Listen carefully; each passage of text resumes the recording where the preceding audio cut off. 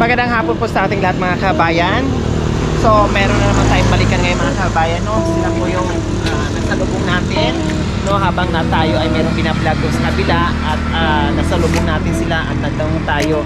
Yun pala ay sila isa din po pala sa nabigyan natin ng biyaya sa araw na yun. Kaya nandito po sila. Hello! Kumusta? Magandang hapon po sa inyong nanay. Wow, hello mga anak. Kumusta kayo? Buti po kayo. Ha? Buti po. O, kompleto kayo ngayon Nandito si panganay, sumunod at nandito rin si Bunso. Isa nandun. Ay, nasaan pa yung isa? Ayaw nang gusto maraming tao yan. Okay lang. Yung isa biglang natakot, no? Ayaw ayaw pumunta. Kasi may ganun talagang bata, no? Pag may tao, pag may iba ay natatakot, nahihiya. O, nagmerienda na ba kayo? Ha? Bakit hindi pa nagmerienda? Wala po pambili pagkain. Wala pong pambiling pagkain.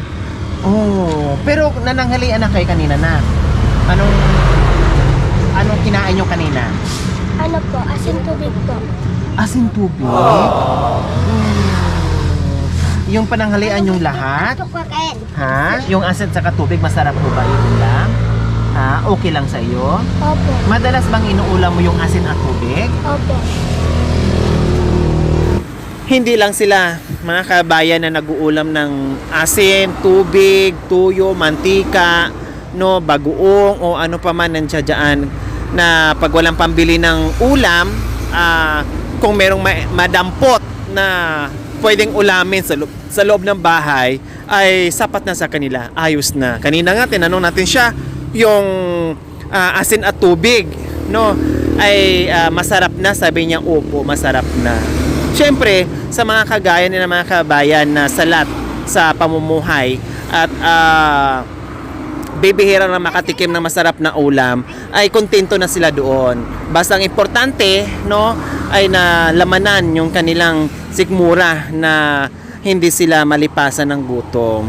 Kaya ayun. O, kumusta naman nanay? Mabuti ho. Wala kayong lakad ngayon? Wala kayong... Kahapon naglakad po ako. O, saan po kayo galing? Doon po sa bayan po. Anong ginawa niyo po doon? Pumunta po ako doon sa kumari ko. Sabi niya maglinis ka ng bakuran tsaka maglaba ka. Ako dito bumili ako ng ulam. Pagkain nila. O anong uwi niyo po kahapon na ulam? Yung yung tilapia, yung 3 piraso lang. Putol-putol. 3 pirasong tilapia na pinagputol-putol nyo, pinirito para magkasya. Sigang. Ito Iron! Sinigang. Sinigang nyo para may sabaw. Oo. Wala ka dyan Diyos ko, kumbaga, kung magkano yung kinita nyo kahapon, binudget nyo talaga ng husto. Kasi hindi lang naman isang beses kakain. Diba? May almusal pa, may tanghalian pa, tapos may hapunan pa. O magkano naman yung kinita nyo kahapon? Ano lang, 300 lang. Tapos yung 50 pamasahe kong pumunta rito. So, bali ang natira, 250. So, yung 250, ang binili nyo, Nagkasya 3 ko. tilapia, tapos... Sampalok, pechay, betsin, nakakumpleto na. Diyos ko, kailangan magiging magaling ka. Mag-budget, no? Sa kinikita mo sa araw-araw. Pagkapiranggot yung kita, kailangan magiging magaling ka talaga. Dahil kung hindi ka marunong mag-budget, na konti lang kinikita mo, maraming kumakain, magugutuman ka, kakapusin ka, hindi mo alam kung saan ka na naman kukuha. O anong merienda nyo? Wala po. Wala pang merienda? Sabi po nila, araw ng kamatayan ni Papa, sa 28, punta tayo ng sementeryo. Ay, wala ako ng pera. Sabi, Itong 28. oo, 1 taon ng Papa nila. Magsisimba kami sana. Bago kami punta ng sementeryo, magsisimba kami. Punta na kami sementeryo. Diyan lang sa Romano. Nagyaya sila. Mapuntahan, madalaw yung tatay na kasi 1 year na. Sa 28 itong darating. Ito lang.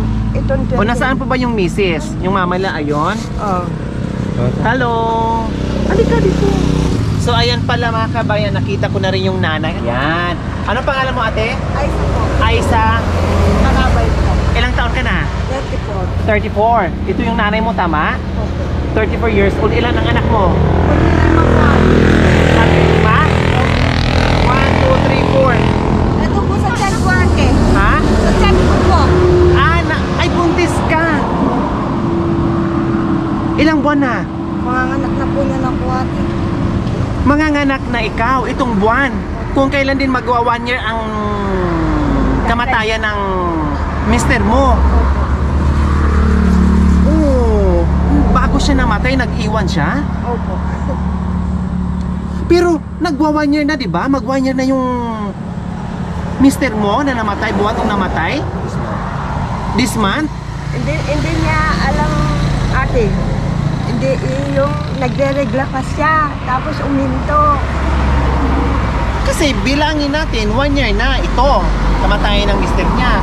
Tapos basta buntis siya, manganganak na ngayon, pag 9 months lang naman. Pero bakit? Ako'y napaisip lang. Hindi na siya nirigla nung namatay. Nirigla pa siya nung namatay yung mister niya. Tapos bigla na lang huminto. Yung pala buntis na. Oo, bata pa lang. Meron din ganyan. Ha? Meron po yung ganyan po. Ay, mayroong ganon? So, ayan po mga kabayan, liwanagin ko lang ha. Mister ni ate, 1 year na, kaya nga pupunta sila sa sementeryo kasi dadalaw sila doon dahil 1 year na itong 28. Si ate ay nabuntis tapos manganganak na itong buwan. So, halos sabay. Kailang ay hindi regular yung menstruation ni ate. Kumbaga paiba-iba ng schedule, paiba-iba ng buwan. Minsan madatnan, minsan hindi. Tapos nagka-menstruation, tapos biglang huminto at buntis na pala na hindi alam ni ate. O, di ba? May ganun pala nanay, no? Oh. Or may boyfriend ka? Hindi naman po umaalis yan. Wala kang boyfriend? Pag Sure? Promise? Talagang kay mister yan? O hindi ako nagiging judgmental, no? Tinatanong lang kita kasi ako'y para naman sa malalaman ko rin kung bakit nagkaganyan. Nagtaka lang kasi ako. Kaya tinanong kita, mas maganda yung dinerecho na kita, no?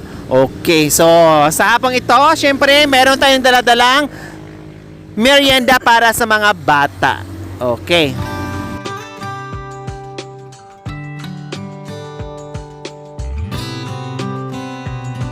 Okay, ito yung merienda namin para sa inyo.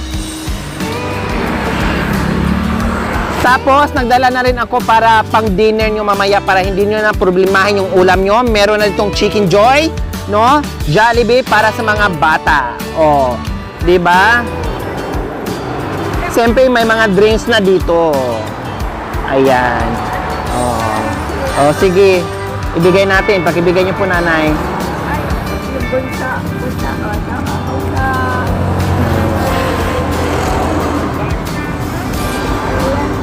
Kaya mo. So ayan po mga kabayan, hindi matatawaran yung excitement nila na kumain ng Jollibee na minsan lang nila matikman or meron po talagang pangyayari na talagang hindi nila natikman na hanggang tingin lang sila. So ngayon, may pagkakataon na kahit paano makapagbigay tayo sa mga tulad nila na hindi nakakabili ng ganitong pagkain.